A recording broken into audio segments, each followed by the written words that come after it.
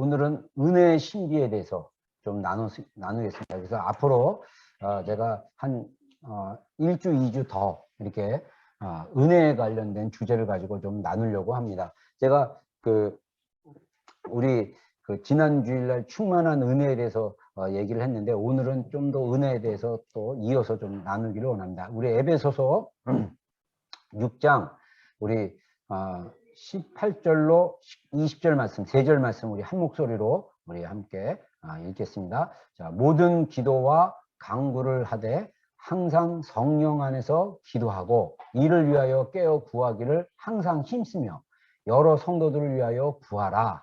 또 나를 위하여 구할 것은 내게 말씀을 주사 나로 입을 열어 복음의 비밀을 담대하게 알리게 하옵소서 할 것이니, 이 일을 위하여 내가 쇠사슬에 매인 사신이 된 것은 나로 이 일에 당연히 할 말을 담대하게 하려 합니다. 이렇게 말씀해 주셨습니다. 자, 그래서 우리가 이제 에베소 6장 말씀은 특별히 사도 바울께서 에베소서 성도들에게 쓴 편지의 마지막 강조하는 파트였습니다. 그래서 이제 20절 이후에는 이제 문안 인사로 이제 에베소서 서신서를 마치게 되는데, 그때 마지막 에베소 성도들에게 당부한 것이 모든 기도와 간구로 항상 성령 하나님께 기도하라라고 권면을 했습니다. 그리고 깨어있기를 항상 힘써라 그랬는데, 그래서 이 모든 기도와 간구, 그러니까 기도는 종류가 굉장히 많다라는 거예요. 그래서 우리가 기도를 한두 가지로 한정시키지 아니하고 모든 기도가 있다는 거예요. All prayers. 그러니까 이거는 사실은, 그래서 우리가 저번에 영성에 대해서 제가 잠깐 얘기했을 때 삶이 기도다라는 얘기는, 이 우리가 외향적인 감각형인 사람들은 굉장히 외부 세계에서 느끼는 어떤 이런 감각들로 하나님을 느낄 수 있고 하나님께 또 기도할 수도 있다라는 거예요.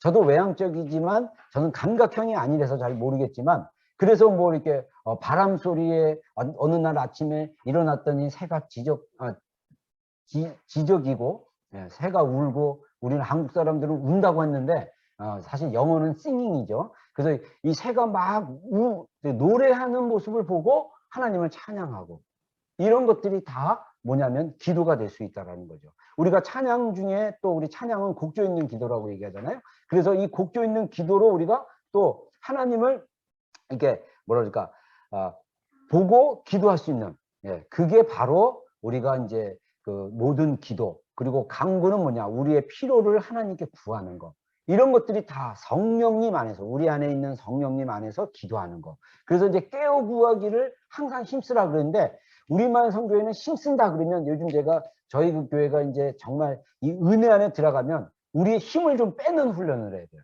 힘쓴다, 애쓴다라기보다는 하나님의 능력으로 하나님께 더 도움을 구하며 산다라고 표현할 수 있는데, 그래서 힘쓴다라는 한국말 표현이 제가 영어 언어, 헬라어 언어로 번역된 영어 언어로 들어가 보니까 이게 perseverance, 제가 발음이 perseverance였고 인내라는 단어예요.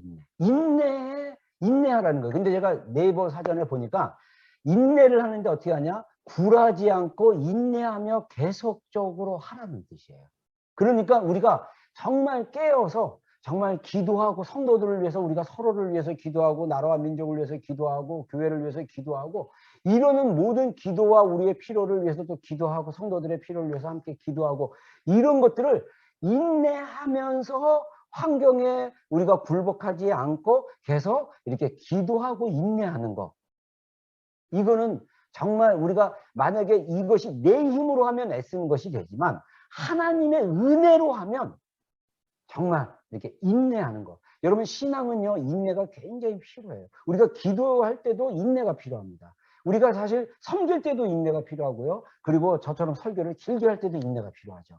1시간 버틸려면 인내가 필요한 거예요. 이게 다 뭐냐면 우리가 정말 은혜 안으로 들어가는 그런 어떤 신앙의 중요한 덕목 중에 하나가 아닌가, 이렇게 얘기합니다. 그리고 19절에 뭐라고 당부를 하냐면, 복음의 비밀을 담대하게 전할 수 있도록 나를 위해서 기도해줘라.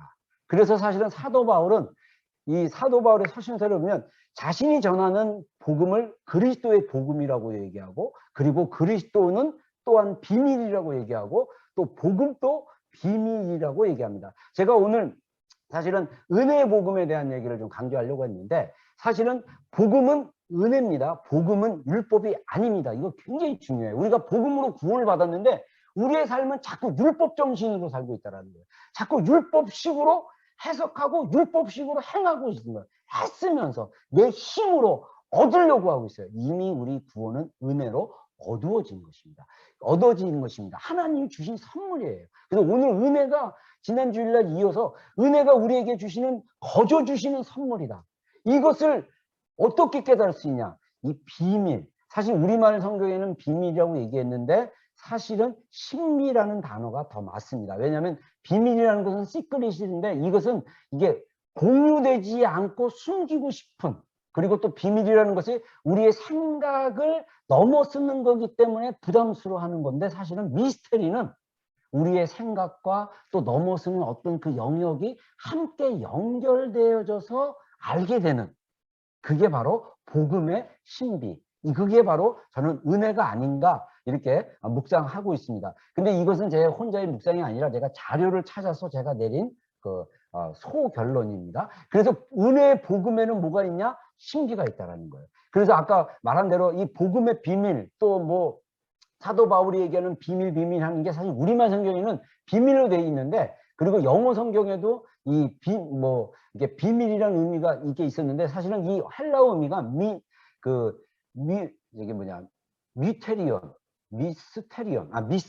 그래서 이 단어가 미스테리라는 영어 단어가 나오는 거죠. 그래서 이 미스테리를 번역할 때 우리는 신비, 시크릿이 아닌 신비라는 그런 번역으로 번역되어 있죠. 그래서 우리말 성경에는 비밀, 신비로도 이렇게 번역이 됐는데, 주로 비밀이라는 단어로 번역이 됐는데 사실은 신비라는 단어로 이렇게 이해하는 게 중요하죠. 그래서 이 신비라는 용어 자체가 종말론적으로 하나님께서 감추어 놓으신 그 어떤 것이에요. 복음도 감추어졌고 그리스도도 감추어졌고 하나님의 그 놀라운 그 비밀들, 그래서 천국의 비밀도 감추어졌고, 그래서 감추어 놓으신 건데 이것은 이 감추어 놓은 것을 하나님께서 우리에게 깨닫게 하셔야만 알 수 있는 것, 그것을 의미합니다. 그래서 여러분들이 구원을 선물로 받았다라는 것을 우리의 지식으로 이해하는 게 아니라, 머리로 이해하는 게 아니라 마음으로 깨달아져야 돼요. 이거는 내 능력으로 하는 게 아니라 하나님이 주시는 거예요. 그래서 에베소서 3장 2절에 이렇게 얘기하죠. 사도 바울이 너희를 위하여 내게 주신 하나님의 그 은혜의 경륜을 너희가 들었을 터라. 자, 은혜, 우리가 하나님이 주신 그 은혜의 삶 속에서는 경륜이 있어요. 이 경륜이란 말에 또 헬라어에 미안합니다. 갑자기 가래가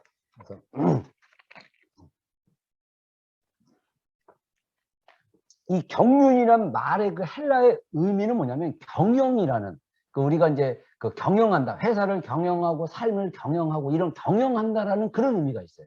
그러니까 하나님이 우리의 삶을 어떻게 하십니까? 경영하세요. 그 큰 회사의 CEO가 그 회사가 그 뭐 회사의 목적에 따라 잘 이렇게 운영될 수 있도록 늘 생각하고 전략을 짜고 사람들을 배치하고 이러듯이, 하나님이 우리 인생 가운데, 우리의 인생의 그 은혜의 경륜 가운데 하나님이 계획하시고 실행하시고 이러고 계신다는 거예요. 그래서 사도 바울의 자신의 삶이 그런 은혜의 경륜 가운데 있는 것을 너희가 들었지 않느냐? 그러면서 그것은 뭐였냐? 계시로, 하나님이 알게 하시는 것으로 내게 비밀을 알게 하신 것이다. 그러니까 계시는 비밀을 알게 하는 것, 동일한 언어예요. 계시라는 말 자체는 드러나 보인다라는 뜻이 있는데, 그것은 비밀을, 신비를 알게 하는 것. 그러니까 우리가 하나님께 계시받았다, 이 말은 또 이제 약간 이렇게 경직된 것은, 이 계시는 성경으로 다 끝났기 때문에 계시된 말을 함부로 쓰면 안 된다. 근데 계시는 딴 게 아니에요. 하나님이 보여주신 거예요. 그런 일반적인 용어로 쓴다면 우리가 하나님이 우리에게 깨닫게 해주시고 알게 하는 거, 비밀을 알게 하는 거예요. 그게 은혜라는 거예요. 그게 그렇게 비밀을 깨닫게 된 그 상태를 표현하자면 그게 바로 은혜다, 이렇게 이해하시면 됩니다. 그래서 내가 너희들에게 쓴 것들, 너희들에게 말한 것들을 읽으면 내가 그리스도의 비밀을 깨달은 것을 너희가 알 수 있을 것이다. 너희가 이해할 수 있을 것이다, 이렇게 얘기하잖아요. 그래서 우리가 그리스도의 비밀, 그러니까 예수님에 대한 것도 사실은 신비인 거예요. 우리가 예수님과 어떻게 인격적으로 서로 사랑하고, 그래서 제가 지난 주일날 기억하시는지 모르지만 은혜의 복음을 얘기할 때 세 번째가, 은혜는 예수님을 사랑하고 순종할 수 있는 능력이라고 얘기했어요. 정말 우리가 예수님을 사랑하고 예수님께 순종할 수 있는 그 능력은 어디로부터 오냐면 은혜를 받을 때 가능한 거예요. 그러면 그런 내가 정말 주님을 사랑하는 그분에게 은혜로 반응하고, 그것을 하는 정말 내가 그분이 막 사랑스러워지고, 예수님이 자꾸 이렇게 사랑이 막 너무 예수님이 사랑스럽고, 그래서 너무 예수님을 사랑하기 때문에 예수님이 말씀하신 계명을 지키고 싶은 그 마음, 이게 뭘로 통해서 나옵니까? 은혜를 통해서 나온다는 거죠. 그게 비밀이라는 거예요. 여러분, 예수님과 나와의 사랑은요, 신비한 거예요. 이 아까 얘기한 대로 시크릿이라는 그런 고전적인 어떤 그런 서양에서 특별히 이 신비라는 단어를 안 좋아한다고 합니다. 어떤 분 책을 읽어보니까. 그래서 신비 대신 비밀, 시크릿이라는 이 단어를 번역하는 걸 서양에서는 되게 좋아한대요. 그래서 성경에도 그런 어떤 의미로 했다는 거예요. 그 이유가 아까 얘기한 대로 우리는 우리의 생각을 거슬리는 어떤 것도 받아들이고 싶지 않기 때문에, 내 생각하고 맞지 않으면 받아들이기 싫으니까 그 생각을 거부하고 싶으니까 비밀로 다 덮어버리는 거예요. 내가 모르는 거야. 내가 요거 비밀이다 그러는데, 근데 여러분들 상담학적으로 얘기했을 때 정서적으로 건강하지 못한 가정, 정서적으로 건강하지 못한 교회는요, 비밀이 많아요. 자기들끼리 아는 비밀. 그래서 소수만 알아야 돼. 그래서 여러분들 혹시 자라면서 이런 얘기 혹시 들어봤어요? 부모님이, 어머니나 아버지가, 야, 밖에 나가서 절대 우리 집에서 있던 이거 절대 말하지 마.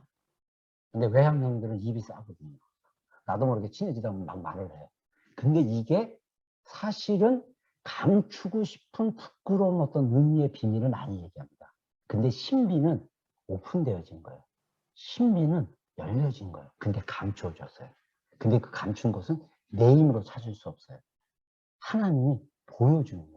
선물로 우리에게 보여주고자 하는 선물이에요. 그래서 제가 예전에 비유를 여러 번 했었는데, 우리가 여러분들 옛날에 한국 학교가 그 소풍을 가면 하이라이트가 뭐냐면 보물찾기예요. 그 쪽지를 이게 야외에다 숨겨요. 숨기면 그 쪽지를 찾아서 가져오면 그 쪽지에 상품 이름이 있어요. 그러면 그걸 주면 선생님이 그 쪽지에 적혀 있는 상품을 주는 거예요. 은혜는 마치 뭐와 같냐면, 우리가 이렇게 뭐라 그럴까, 숨겨져 있는 것을 찾는데 우리 힘으로 찾는 게 아니라 하나님이 사실은 이렇게 보여주는 거야. 내가 그 자리에 가면, 저 나무 밑에 가면 있을 것 같다 그래서 갔는데 안 보이게 막 억지로 숨겨놓은 게 아니라 그 나무 밑에 가서 이렇게 자세히 집중하면 보여. 그래서 찾으면 내가 딱 선물을 받았는데 그게 내가 원하는 선물이야.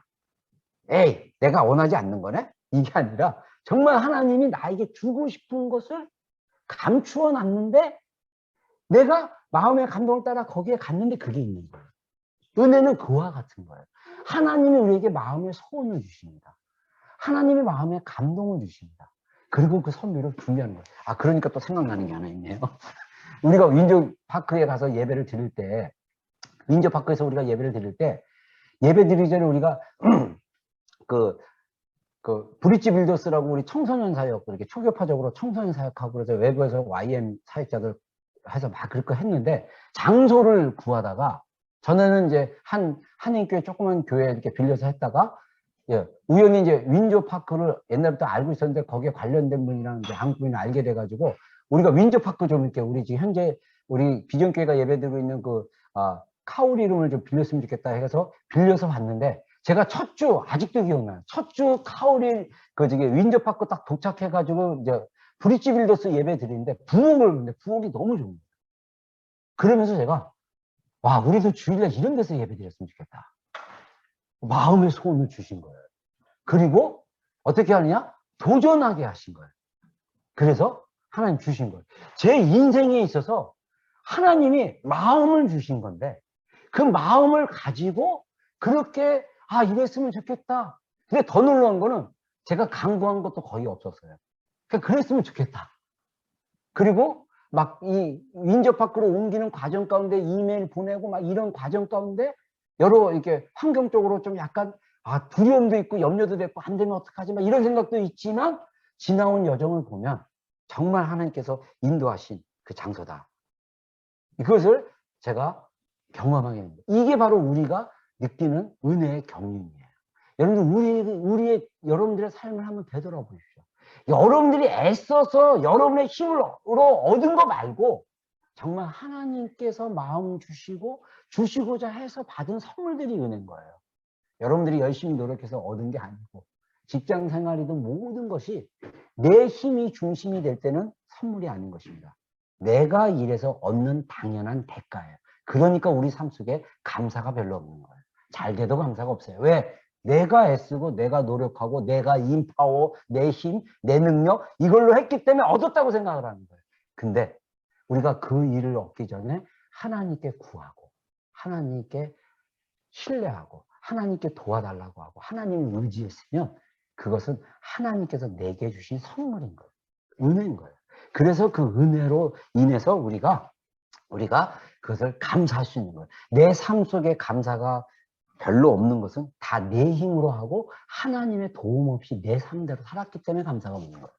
우리가 하나님을 매 순간 의지한다면 그 모든 순간들이 하나님이 주신 은혜가 될 수 있다는 것입니다. 이게 영적인 은혜의 신비입니다.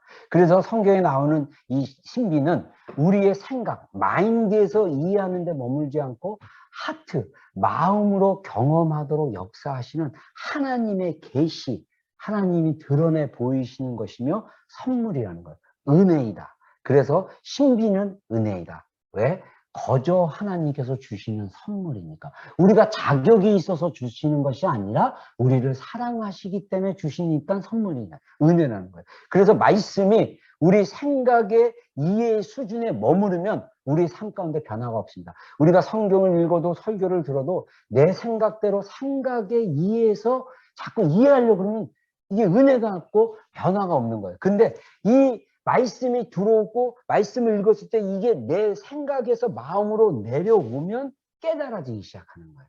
이 깨닫게 하는 것이 뭐냐? 하나님이 주신 선물이라는 거예요. 은혜라는 거예요. 기도도 그렇고 성경도 그렇고 우리가 예배 드리는 것도 그렇고 모든 것이 다 뭐냐? 내 힘으로 하면 내가 능력이 있어서 내 능력으로 내 이해력으로 이해했다고 생각하기 때문에 그 내 능력, 내 지력, 내 이해로 은혜 받았다고 깨달은 것은 내 삶에 별로 변화가 안 돼요. 그래서 예수님께서 말씀하신 마태복음 13장에 나오는 씨 뿌리는 비유처럼 돌짝파 또는 가시떨기밭처럼 잠깐 기쁨이 있지만 어려운 일이 있고 힘든 일이 있으면 그 말씀이 결실을 못 맺어요. 근데 좋은 땅은 하나님의 말씀이 내 안에 깊은 곳에 들어오는 거예요. 그것은 은혜로 깨닫는 거예요. 그게 신비라는 거예요. 깨달아지는 것도 하나님의 신비. 여러분들이 기도하다가 정말 깊은 깨달음이 있다. 은혜로 주신 거예요. 그래서 내가 이 깨달은 것을 내 것인 마냥 막 이렇게 자랑하고 막 내가 높아지려고 하면 안 된다는 거죠. 은혜로 주신 것 때문에 감사하는 거. 이게 우리가 은혜로 사는 신비. 이 복음의 은혜의 신비는 뭐냐? 내 힘이 쫙 빠지고 하나님의 은혜가 하나님이 주시는 그 선물들을 받는 거? 이게 은혜의 신비다. 이렇게 생각합니다. 그래서 성경에는 여러 가지 신비에 대해서 말씀하고 있잖아요. 아까 얘기한 그리스도의 신비. 그리스도 자체가 신비예요. 주님과 나와의 관계가 신비한 거예요. 이 주님과 나와 이렇게 감격적으로. 여러분 그래서 제가 어제 어떤 가정 잠깐 가서 교제를 했는데 제가 그 얘기했어요. 그 부부 앉혀놓고 우리가 인간적으로 개를 그때 그 형제가 개를 굉장히 좋아했어요. 한국에 살았을 때. 그래서 그 개를 보면 내가 있어요. 우리 형제님 그 개가 그 한국에 집에 왔을 때 왜 개를 좋아합니까? 왜 개를 보면 이렇게 개를 사랑하고 개를 좋아하는 마음이 왜 느껴집니까? 그 개가 당신을 그렇게 환영하니까 그런 거 아니냐. 그 개가 왜 당신을 환영했냐. 개 좋아하고 막 해주니까 개가 자기 이쁜 거 알아가지고 자기 이쁜 주인한테는 막 좋아해. 그러니까 기브앤테이크식으로 돼버린 거예요. 근데 그런 개한테는 그렇게 애정이 느껴지는데 왜 주님한테는 애정이 없냐. 그 사람이 없다는 게 아니라 정말 주님에 대한 애정의 교류가 사람들이 느끼지는 못해요. 여러분들이 정말 어디에 애정이 있습니까? 물건에 애정이 있습니까? 여러분들이 뭐 물건 또는 뭐 여러분들이 어떤 가지고 싶은 그 뭔가가 애정이 있습니까? 여러분의 자녀가 애정이 있고 뭐 배우자가 애정이 있고 애인이 애정이 있고 너무너무 사랑하는데 왜 그런 마음을 주님과 왜 연결시키지 못하냐는 거예요. 이게 우리 힘으로 되는 게 아니에요. 이게 은혜로 되는 거예요. 그게 믿어지는 거예요. 제가 예전에 하늘산에서 하나님께 은혜 받고 목사 되기를 결정했지만 여전히 하나님의 사랑이 풀어지지 않으니까 하나님은 멀리 계시는 것처럼 느껴져서 되게 힘들었어요. 그래서 그 기도에서 응답받은 간증만 들으면 나랑 상관없는 일이야. 저분은 저랬겠지. 근데 또 인간적으로 생각합니다. 저분은 목사님 아들이니까 저분은 환경적으로 저러니까 저런 거를 기도는 했지만 뭔가 이렇게 연결돼서 받았을 거야. 그래서 말해요. 연결돼서 받은 것도 은혜예요. 이게 은혜라는 거예요. 하늘에서 뚝 떨어지지 않아요. 사람을 통해서 나타나고 환경을 통해서 나타나고 이게 은혜인 거예요. 이게 신비한 거예요. 놀랍지 않아요? 이번에 영주권 우리 교회도 이번에 웍비자 오랫동안 갖고 있거나 웍비자 갔던 여러분들이 청년들도 있고 가정들도 있고 영주권 받게 되는데 이거 은혜 아니에요? 신비하잖아요. 뉴질랜드 정부가 16만 명을 특별 비자로 준대잖아요. 은혜 아닙니까? 이 신비가 아니에요? 이렇게 받으신 분들 여러분들에게 주신 선물이에요. 다른 사람 말고 16만 명 중에 여러분을 위해서 여러분 자신을 위해서 주신 거예요. 이게 바로 우리가 은혜 가운데 깨닫는 은혜의 경륜입니다. 하나님이 우리 가운데 이끌어 주신다는 거예요. 천국도 비밀 신비라고 얘기하고요. 교회도 신비고 이스라엘도 신비라고 합니다. 제가 성경 구절 찾았는데 최대한 지난 주일날 제가 1시간을 설교했더라고요. 너무 감사해서 그래서 최대한 50분 안에 설교를 좀 맞춰보려고 합니다. 그래서 하나님 아버지께서 은혜는 뭐냐? 은혜의 신비는 뭐냐? 하나님 아버지께서 이끌어 주신다는 거예요. 제가 계속 이틀 3일 동안 요한복음 6장 44절 요 말씀을 계속 제가 이제 센터링 기도에서 계속 이렇게 기도하고 있는데 이 말씀이 너무 놀라운 거예요. 6장 44절 한번 읽어보겠습니다. 나를 보내신 아버지께서 이끌지 아니하시면 아무도 내게 올 수 없으니 오는 그를 내가 마지막 날에 다시 살리리라. 자, 예수님께서 요한복음 6장에는요, 오병이어의 기적을 맛봤던 유대인들의 이스라엘 백성들이 예수님을 쫓아와서 막 예수님께 매달리고 있어요. 그러면서 예수님이 너희들이 나를 따라오는 것은 표적 때문에 오는 거다. 이렇게 하면서 막 얘기하시다가 나는 생명의 떡이다. 그랬더니 이 유대인들이 그 떡을 먹게 해주십시오. 그 떡을 저에게 주십시오. 라고 얘기를 하니까 예수님이 너희가 나를 믿지 아니한다. 라고 얘기하면서 예수님께서 이어서 요한복음 6장 이 44절 앞에서 뭐라고 얘기하냐면 37절에 아버지께서 내게 주시는 자는 다 내게로 올 것이요 마지막 날에 내가 그들을 다시 살리리라 이렇게 얘기해요. 자, 우리가 예수님께로 가는 것은 우리를 예수님께 주신 분이 누구냐? 하나님 아버지라는 거예요. 그래서 요한복음 6장 44절 앞에 보면요. 아버지께서 나를 보내시니 이러면서 아버지 나를 보내시니 이거를 갖다가 번갈아서 얘기하시면서 44절에 나를 보내신 아버지께서 이끌어 주시지 않느냐. 이렇게 너희들을 이렇게 이끌어 주시지 아니하면 아무도 내게로 올 수 없다. 이 말은요. 우리가 예수님을 만나고 보고 믿게 되는 것도 하나님 아버지가 이끌어 주신 거예요. 제가 동서울 침례교회라고 동대문구 장안동에 축구하러 간 게 저는 예수님 믿으러 간 게 아니라 축구하러 간 거예요. 근데 하나님이 이끌어 주시는 거예요. 누구를 통해서요? 우리 반에 동서울 침례교회를 다니는 친구를 통해서. 근데 열심히 다니는 애가 아니라 명절에만 가는, 절기에만 가는 애. 근데 한 번 갔다가 전도사님 만났는데 축구 시합이 있으니까 다른 교회랑 축구 시합이 있으니까 친구를 좀 데려와라는 얘기를 듣고 이 친구가 우리 친구들을 데려왔어요. 거기에 제가 낀 거예요. 이게 사람이 친구가 축구 때문에 그래서 제가 20대 때 예수님 믿고 나서 제가 간증할 때 항상 그래요. 제가 축구 때문에 예수님 믿었다. 근데 사실은 축구 때문에 믿은 게 아니라 하나님이 나를 이끌어 가신 거죠. 저의 청소년 때 가장 저의 인생은 눈만 뜨면 축구하는 거다. 늘 잘 때도 축구 생각하고 낙이 없기 때문에 즐거움이 없기 때문에 미래가 없기 때문에 그래서 이랬는데 요한복음 6장 44절에 하나님 아버지께서 이끌어 주셨더라고요. 누구께로? 예수님께로.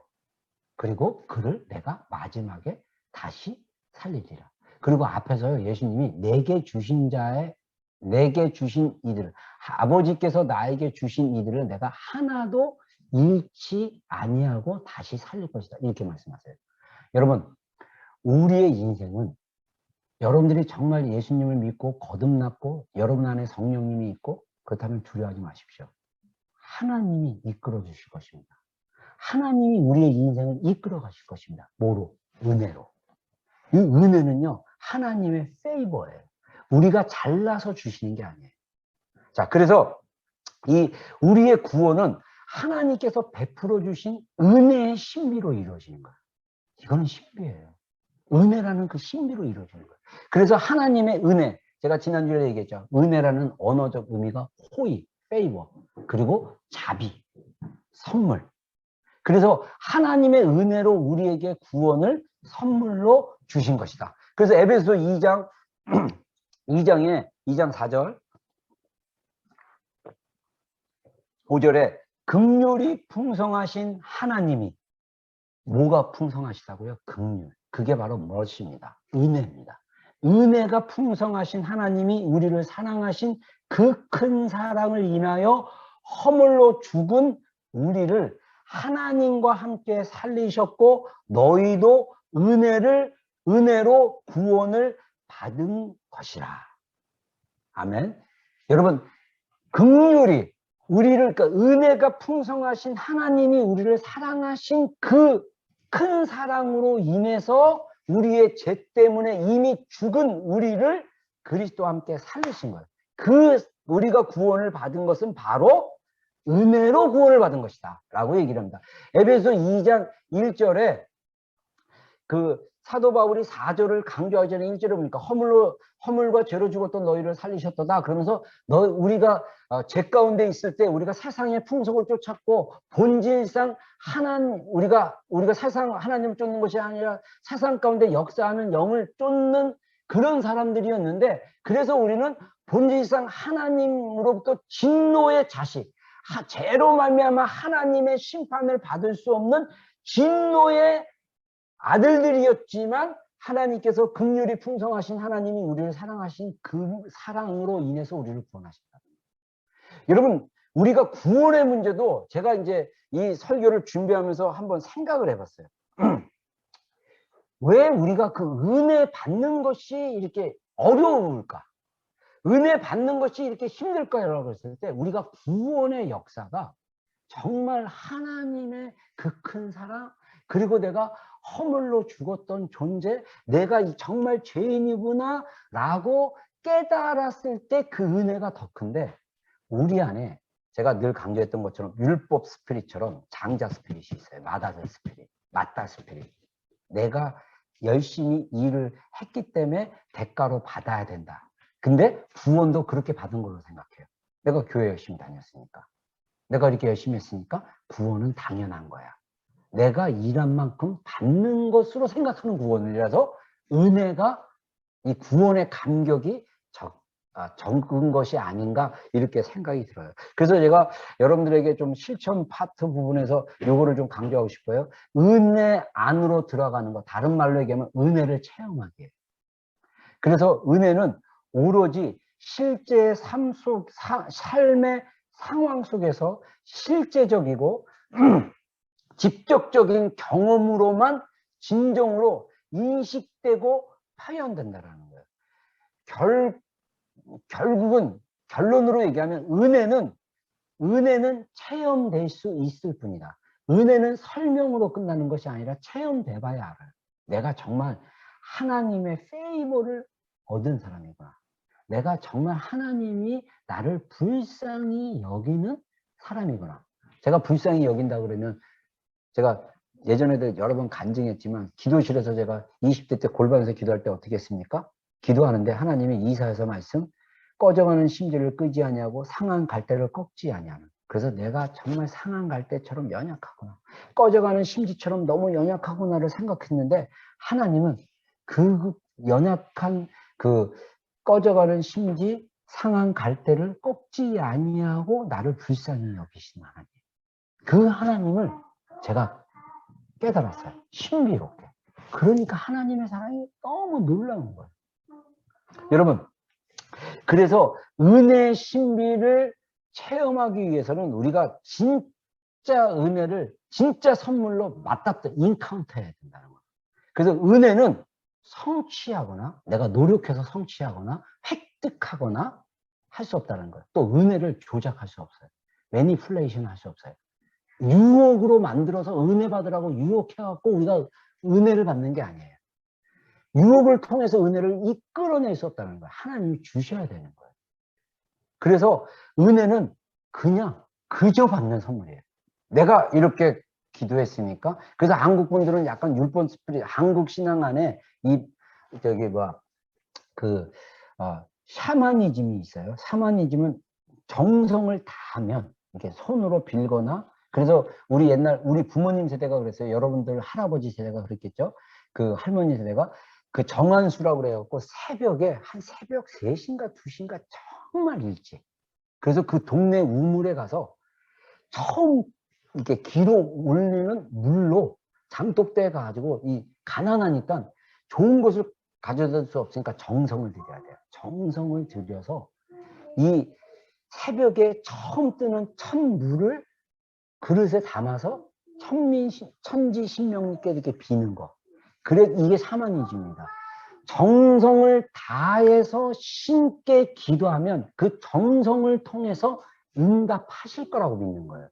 그래서 우리가 물론 성경에 서원하는 거 이거 나와요. 그래서 서원하는 게 나와서 우리가 작정기도, 한국 사람들이 작정기도 굉장히 많이 합니다. 하나님, 나에게 이거를 해주십시오. 그러면 작정을 합니다. 내가 이거 해주시기를 내가 정말 이거 받고 싶으면 하나님께 작정을 해요.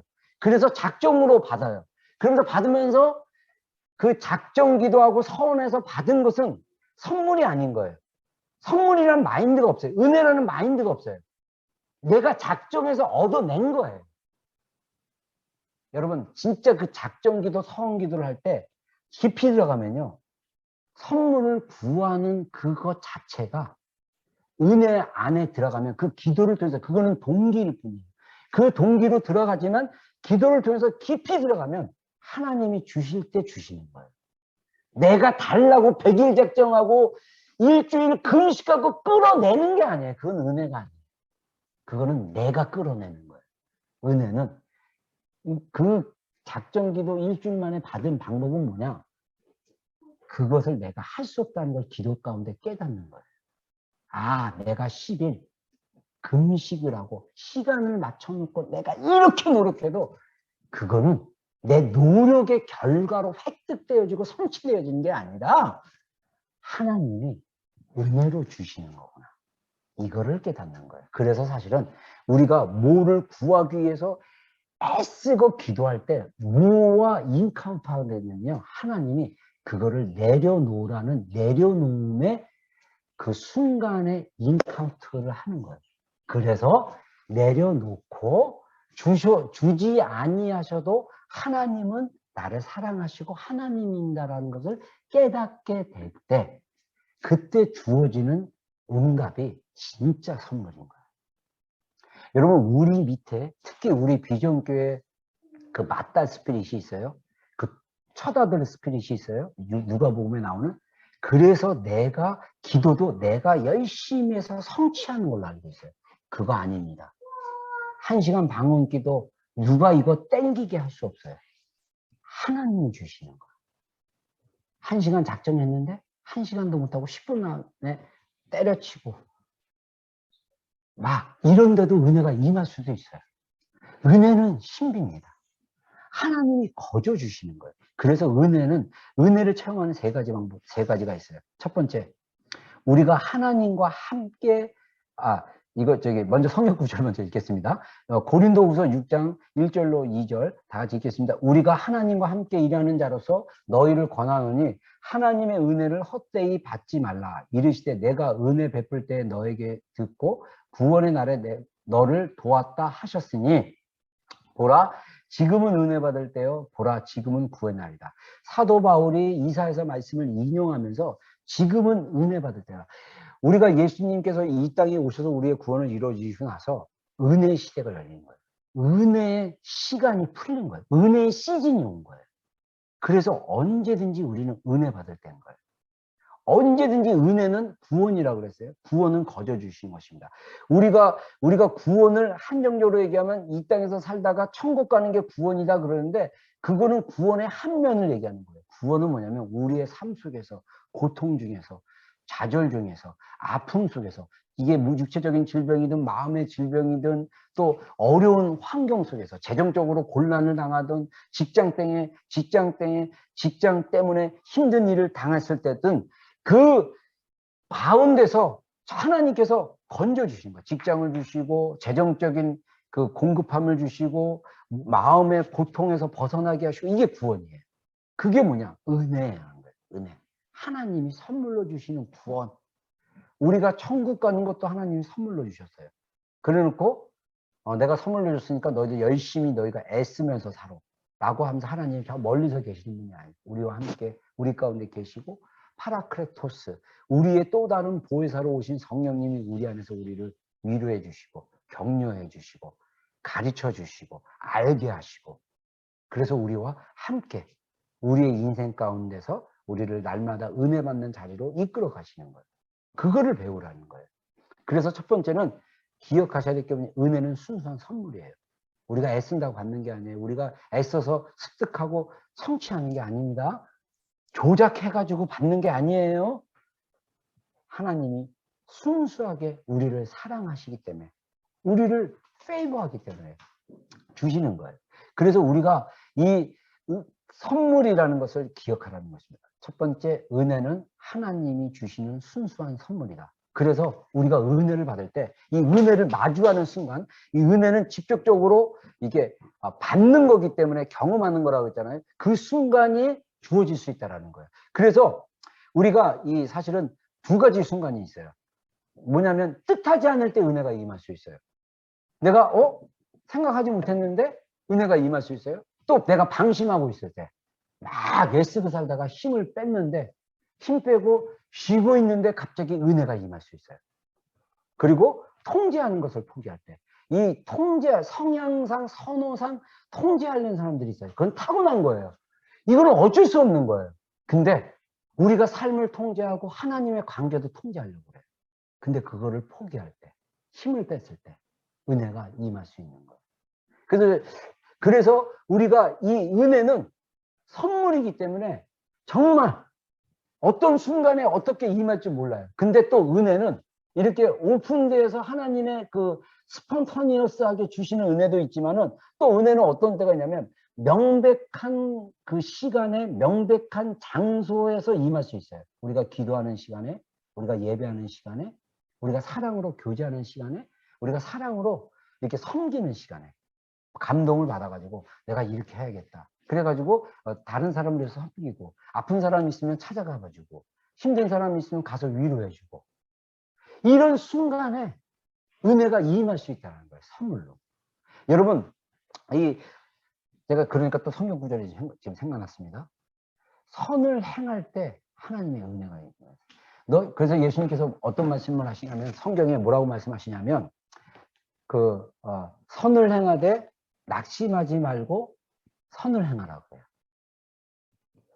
그래야면 열매를 맺을 거라고 합니다. 제가 고린도서인가 그런 말씀이 생각나는데 저는 하나님이 저한테 어떤 마음이냐면 제가 이런 마음을 가진 게 저의 선호가 외향적인 선호인데 외향은 다른 사람에게 되게 관심 많이 가져요. 외향은 주변 세계, 내 내면보다는 주변 세계에 관심을 많이 가져요. 그래서 저는요, 사실은 주변에 이렇게 어려운 사람, 도움 필요한 사람 있으면 이렇게 도와주고 싶어요. 오지랖이 넓어서. 그게 선호도입니다. 근데 하나님이 어떤 말씀을 주셨냐면 할 수만 있다면 선을 행하라. 그래서 제가 삶을 살면서 저의 신조는 내가 도와줄 수 있는 것은 도와주자. 그렇게 살았어요. 근데 그 도와주는 일을 통해서 하나님을 위해서 심었기 때문에 맺는 풍성함이 있어요. 여러 가지 방식으로. 내가 잔머리를 써가지고 이렇게 도와주면 요게 오겠지 하고 하는 거는 선하게 도와주는 게 아니에요. 잔머리에 이거는 통제하려는 거예요. 그냥 말씀대로 순종해서 도와주려고 하는데 그게 하나님 은혜로 선물로 보상해 주는 거예요. 이게 은혜의 신비라는 거예요. 여러분들이 하나님이 주시는 감동, 그것에 따라서 순종하고 또 때로는 실패했을 때를 또 하나님 은혜로 주십니다. 실패하고 좌절하고 죽을 것 같아도 그때 하나님이 은혜로 힘을 주시고 능력을 주시고 위로하실 수 있다는 거예요. 은혜는 하나님이 주시는 순수한 선물이다. 기억하시기 바랍니다. 두 번째, 은혜는 진정한 선물을 구하는 단순한 기도를 통해서 받을 수 있다. 그러니까 은혜를 체험하는 방법, 은혜 안에 들어가는 방법은 뭐냐면 단순한 기도로 구하시면 돼요. 아무런 거래 조건 없이 하나님 내가 이거 해주면 이렇게 할게요. 거래하지 마시고 그냥 순수하게 단순하게 구하십시오. 흥정 없이 요만큼 해주면 내가 이렇게 할게요. 그거 없이 조작 없이 그냥 우리가 원하는 것을 표현하시면 돼요. 여러분 기억하십시오. 우리가 구원을 얻은 이 선물은 어마어마한 거예요. 우리가 구원을 얻은 이 구원의 선물 안에 뭐가 있냐? 하나님의 자녀됨의 선물이 있어요. 우리가 하나님의 자녀로서 구하고 찾고 문을 두드리는 그런 권리가, 그런 자격이 우리에게 있어요. 그래서 순수하게 여러분 구하십시오. 은혜는 구하는 거예요. 선물을 구하는 거예요. 그래서 우리가 은혜를 선물로 받은 것은 단순한 기도. 그저 내가 원하는 것을 표현하시면 돼요. 그래서 아까 제가 얘기했잖아요. 인접받고 딱 했을 때. 와, 우리도 이런데 예배 드렸으면 좋겠다. 그냥 좋겠다 했는데 내 마음은 이런데 예배 드렸으면 좋겠어요, 주님. 이렇게 기도한 건지도 모르겠어요. 그래서 주님 주셨잖아요. 과정이 있었지만, 지금 못 가고 있지만, 정말, 여러분, 저는 사실은 이런 경험을 꽤 많이 했어요. 그거 하니까 또 생각나네. 제가, 한국에서 침례교 중에 지구촌 교회 또 다른 교회, 그 교회가 있는데, 그 교회가 굉장히 큰 교회였는데, 제가 그 교회 갔을 때, 신대원 1학년 때, 갑자기 2학년에 목회를 하려면 내가 앞으로 큰 교회 목회를 할 거니까 제가 원래 되게 직관적인 스타일이기 때문에 비전이 커요. 미래적이고. 그래서 앞으로 큰 교회 목회해야 되니까 나는 큰 교회 가서 사역을 해야 돼. 부교자 사역을 해야 돼. 이거를 갖다가 웃긴 게 뭐냐면 우리 신대원 친구들에게 막 얘기했어요. 근데 그 얘기를 건너들은 선배 한 명이 그 큰 교회 전도사를 구하는데 그때는 공개 채용이 아니고 인맥으로 다 구했어요.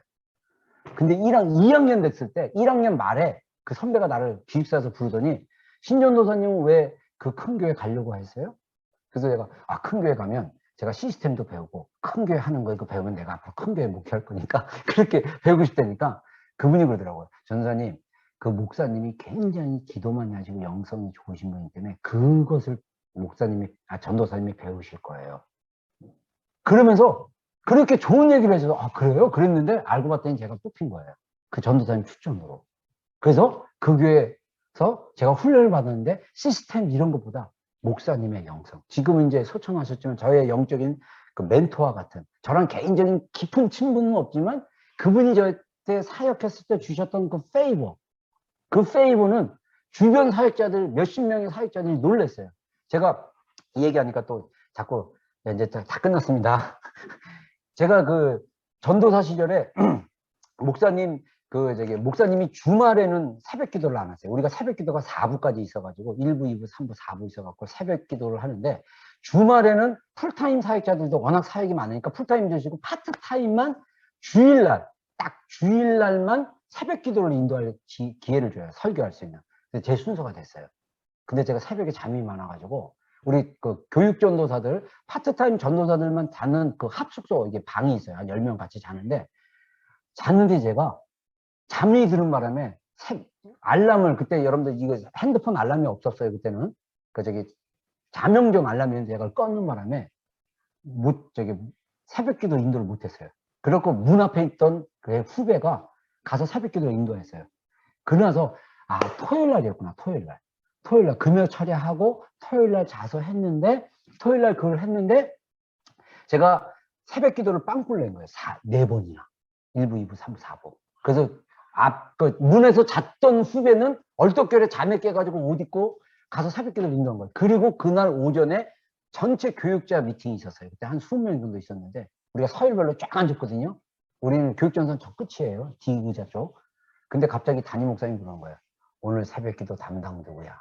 내가 벌떡 일어나고 분기가 예, 접니다! 딱 그랬더니 새벽기도 담당 빵꾸 낸 거 목사님이 보고받으신 거예요. 그래서 목사님 굉장히 카리스마가 있으셨거든요. 근데 딱 그러는 거예요. 다음부터 조심해. 앉아. 근데 그거 끝나고 나서요. 풀타임 사역자들이 저한테 막았어요. 야, 너 목사님한테 뭘 그렇게 잘 보였냐? 야, 우리 한번 빵꾸 나면 내가 피가 끓어 하면서 소리를 막 정신 못 차려 뭐 이러는 분이었어요. 근데 그분이 저한테 다음부터 조심해. 그러면서 이 풀타임 오래 했던 그 선배들이나 이 풀타임 사역자들이 저한테 와서 너 목사님이랑 무슨 인맥이 있냐고. 저는 진짜 목사님이랑 개인적으로 얘기해 본 적이 없거든요. 담임 목사님 말고. 근데 이게 페이버라는 거예요. 여러분 혹시 그런 거 없어요? 인생에 있어서? 없으면 은혜 가운데 들어가십시오. 페이버가 있어요. 여러분 우리가 정말 하나님과의 관계에서 단순하게 표현을 해보십시오. 그리고 우리가 직접적으로, 세 번째, 우리가 직접적으로 은혜의 실제들을 인식하지 못할 때에도 은혜를 따라 살아가려는 적극적인 반응이 필요하다. 다시 말해서 은혜는 실제하다는 것을 믿고 적극적으로 고백하며 반응하다는 거예요. 은혜의 실제가 뭐냐? 따라하겠습니다. 은혜는 항상 존재하다. 은혜는 항상 존재한다. 은혜는 항상 유효하다. 은혜는 항상 선하다. 은혜는 항상 승리한다. 자, 은혜는 항상 존재한다. 여러분, 우리 주변에 은혜 받을 때라는 거예요. 은혜는 항상 우리 가운데 존재하다는 것을 믿고 은혜에 반응하시기 바랍니다. 구하십시오. 여러분의 욕구를 구하십시오. 여러분 깊이 들어가면요, 하나님이 주실 때도 있고 안 주실 때도 있고 기다리라고 할 때도 있어요. 됐어, 오케이. 응답을 받으면 은혜인 거예요. 항상 존재합니다. 은혜는 항상 유효하다. 이거 아마 영어로 available 하다라고 얘기할 거예요. available. 그 다음에 은혜는 항상 선하다. 자, 하나님은 항상 우리에게 선하신 것입니다. God is good. God is good to me. 나에게 항상 좋으신 겁니다. 그것을 믿고 고백해야 됩니다. 그리고 은혜는 항상 승리한다. 우리에게 하나님이 주시고자 하는 은혜는 반드시 우리에게 주시기로 작정하고 주시는 것들이에요. 근데 그 은혜를 주셨는데 은혜인지를 모르고 깨닫지 못하고 지나가는 게 너무 많아서 문제죠. 은혜를 은혜로 보지 못하는, 은혜를 가볍게 여기는, 은혜가 은혜인 것을 모르면서 감사하지 못하는, 그렇기 때문에 은혜 가운데 들어가는 게 그렇게 힘들 수 있어요. 결론으로 제가 이런 생각을 해봤어요. 이 책에 이런 얘기를 합니다. 우리 모두는 하나님의 은혜를 진정한 선물로 받아들이는데 어려움을 느낀다. 제가 책에서 그거를 읽고 나서 왜 은혜를 받아들이는데 어려움을 사람들이 느낄까? 제가 은혜를 경험하지 못하고 내가 열심으로 살았던 시기가 있었습니다. 그것은 하나님의 사랑을 경험하기 전 5년 정도의 기간이었어요. 하늘산에서 구원의 핵심 갖고 목회 소명 받고 나서 골방에 들어가서 기도하기 전까지 5, 6년의 시간은 은혜를 경험하지 못하고 은혜를 인지하지 못하고 은혜를 주셨는데 이게 은혜인지를 모르고 애써서 힘들어서 살았던 시간이 있어요. 그 시간이 왜 그렇게 살았느냐? 우리 나의 육신적인 옛 율법의 그 시스템으로 살았기 때문이다. 지금 우리 문화는 제가 금요기도회 때도 그렇게 얘기했던 것 같은데 즉각 만족적인 문화 가운데 살고 있습니다. 이것은 성경에서 말하는 옛사람의 자아가 주도권을 가지는 문화입니다. 그래서 이 즉각 만족적인 문화의 대표적인 게 자판기잖아요. 자판기. 자판기에 동전을 넣습니다. 그리고 버튼을 누르면 원하는 것을 그 동전에 맞는 가격에 반드시 얻어지는 거예요. 이게 즉각 만족적인 문화예요. 그래서 우리는 기대를 하면 그 기대하는 게 있어요. 내가 누르고 싶은 게 있어요. 그러면 그것의 값어치가 2,000원이다. 2불이다. 3불이다. 그러면 3불의 그 가격에 대한 대가를 지불합니다. 노력을 합니다. 그리고 기대를 합니다. 내가 3불을 넣었으니까 당연히 이것은 받을 거라는 거예요. 우리가 하나님의 관계도 그렇게 하는 신앙이라는 거예요. 옛사람의 시스템이. 내가 이렇게 노력을 했기 때문에 받았다라고 생각하는 거예요. 그래서 감사가 없는 거예요. 내가 내 돈 넣어서 내가 원하는 음료수를 가진 것처럼 내가 열심히 기도해서 지금 받은 게 내가 노력해서 받은 거예요. 은혜가 아닌 거예요. 여러분 이거를 잘 구분하셔야 돼요. 그래서 우리가 은혜의 신비 안에 들어가는 거는 뭐냐? 힘을 빼셔야 돼요. 여러분의 자아의 중심을 빼셔야 돼요. 자꾸 자기가 주인 되면 안 돼요. 그래서 만약에 예를 들어 보겠습니다.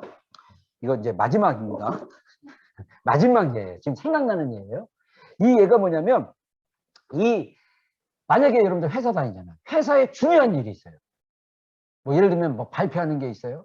아니면 정말 그 뭐라 그럴까 어떤 거를 기대해 놓고 뭐 하는 거 있어요. 아니면 재정적으로 제가 이거 지난 주일날도 얘기했던 것 같은데 비슷하게 그 재정적으로 어떤 걸 얻는 기회도 될 수 있고 아무튼 뭐 이 중요한 거예요.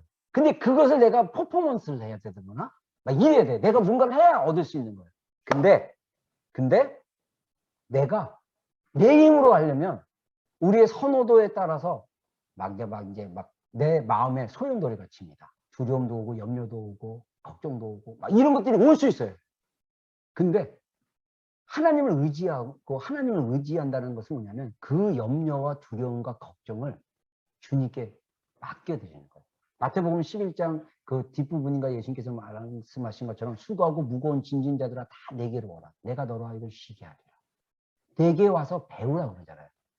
우리가 짐을 내려놓고 주님께 배우면 주님이 우리에게 평강을 주시고 마음을 주시면요. 더 잘할 수 있어요. 그리고 나서 했는데 결과가 좋았다. 근데 기도했는데 하나님이 이미 그건 아니라는 마음에 어떤 걸 줄 수도 있고 또 될 줄 알았는데 안 돼서 대속해. 은혜의 실제를 기억하십시오. 하나님은 항상 God is good 선하신 분이다. 하나님은 나에게 좋은 선물을 주시기를 원하신 분이다. 그러면 next time 다음 거 다른 것을 기대하시라는 거죠. 이게 우리가 하나님께 의지하며 사는 것이에요. 그래서 여러분들이 너무 자동 조종 장치처럼 내가 이렇게 힘써서 애써서 하지 마세요. 도움을 구하십시오. 하나님 도와주세요. 하나님 나와 함께 해주세요. 하나님 힘 주세요. 그러면서 정말 내 마음의 기쁨, 이 입과 머리 수준이 아니라 내 마음의 간절함이 깊이 들어가서 그렇게 구했을 때 결과를 통해서 하나님의 은혜가 깨달아지는 거예요. 놀라운 거는 그렇게 정말 하나님께 집중해서 하면 되지 않아도 은혜인 거예요. 내가 원하는 기대만큼 이루어지지 않아도 은혜인 거예요. 그리고 하나님은 나에게 더 좋은 것을 주실 수 있는 분이라는 것을 신뢰하면 그 사건이, 그 사항이 나에게 은혜의 시간인 거예요. 되돌아보면요. 여러분, 이제 인생을 되돌아보시면 정말 하나님이 이끄시는 은혜의 여정을 깨달을 수 있다는 것입니다. 그래서 여러분들, 우리가 은혜 가운데서 은혜의 신비, 세 가지 기억하십시오. 은혜는 선물입니다. 은혜는 우리의 구하는 단순한 기도를 통해서 표현돼서 받을 수 있다. 은혜는 우리가 은혜의 실제적인 것들을 우리가 인식하지 못할 때도 은혜를 따라가야 되나요? 그래서 은혜를 따라갈 때 적극적으로 반응하셔야 돼요. 은혜는 항상 존재한다. 하나님이 항상 나에게 선물을 주시기를 원하신다. 은혜는 항상 어베일러블하다. 은혜는 항상 선하다. 나에게 하나님이 주시는 좋은 것이다. 은혜는 항상 승리한다. 내가 정말 그 은혜 받을 만한 때에 은혜의 자리에 있고 은혜의 시간에 있으면 반드시 은혜는 나에게 주어진다. 그래서 우리의 인생을 되돌아보면 하나님께서 주시는 은혜의 선물들을 많이 잃어버리고 사는 성도들이 많다는 거예요. 오늘 이후로 여러분의 인생이 은혜의 선물, 은혜의 때에 은혜를 받는 그런 여정이 되기를 주의 이름으로 축원합니다. 기도하겠습니다. 하나님, 우리가 은혜를 적극적으로 구하며 적극적으로 은혜의 선물을 기대하며 나아갈 때 우리 힘이 아닌, 우리의 열심이 아닌, 우리의 열정이 아닌 하나님이 그저 주시는 선물인 것을 인식하고 단순하게 우리가 원하는 것을 표현하고 기다리고 그리고 적극적으로 은혜를 따라 적극적으로 반응하며 나아갈 수 있도록 도와주십시오. 하나님, 제가 마음의 그림으로 느끼는 것은 우리 인생의 각자의 그 여정이 있는데 그 여정의 길가에 그 여정의 그 도로 위에 삶의 순간 가운데 장소 가운데 선물들이 계속적으로 놓여져 있는데 그 선물들을 취하고 하나님께서 거저 주시는 은혜, 그 구원, 그 것들을 경험할 수 있는 우리 성도들의 삶이 되게 해주십시오. 많은 선물로 인해서 우리가 기뻐하고 감사하고 그 풍족함으로 인해서 그 선물들을 함께 또 이웃들에게 풍성하게 나눠줄 수 있는 많이 가진 자가 많이 얻게 될 거라고 말씀하신 그래서 없는 자는 있는 것마저도 빼앗기리라 말씀하신 그 하나님 원리를 잘 깨달아 있는 자는 받아 넉넉하게 되고 충만하게 될 거라는 그 약속의 말씀을 기억하고 우리가 은혜에 넉넉한 자들이 되게 해주십시오. 은혜 안에 들어가는 자들이 되게 해주십시오. 은혜를 경험하는 자들이 되게 해주십시오. 그래서 우리가 넉넉하여 차고 넘치는 그 하나님의 은혜의 여정 가운데 감사하며 살아갈 수 있는 우리 인생들이 되게 해주십시오. 그래서 우리의 삶이 하나님 삶이 간증이고 기쁨이고 또 하나님께 영광 돌리는 그런 축복의 시간들이 되게 하여 주시옵소서. 여호와께서 여호와는 내게 복을 주시고 너를 지키시기 원하며 여호와는 그의 얼굴을 내게 비추사 은혜 베푸시기 원하며 여호와는 그 얼굴을 내게를 향하여서 평강 주시기를 원하노라. 지금은 우리 구주 예수 그리스도의 크신 은혜와 하나님 아버지의 극진하신 사랑과 성령님의 내주하심과 충만하심과 교통하심이 우리 예배 가운데 있는 모든 심령들 위해 우리 비전교회에 속한 모든 심령들 위해 지금도 영원토록 함께 하시기를 간절히 축원하옵나이다. 아멘, 아멘, 아멘. 할렐루야. 사랑하고 축복합니다. 은혜 풍성한 한 주간이 되시고 인생들이 되기를 주의 이름으로 축원합니다. 아멘, 할렐루야.